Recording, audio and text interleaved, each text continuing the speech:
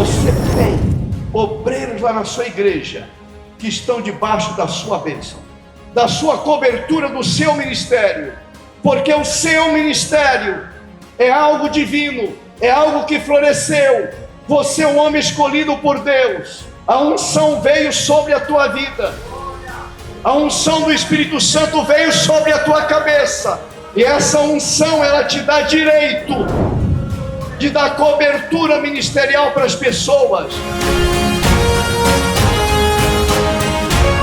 E eu vejo e aprendo aqui na vida deste obreiro chamado Barnabé, que ele tinha cobertura ministerial apostólica. Ele estava lá e todos os apóstolos davam cobertura para ele, e viam nele um homem que tinha um coração generoso, e viam nele um homem que ele era cheio do Espírito Santo, e eles viam nele ministério.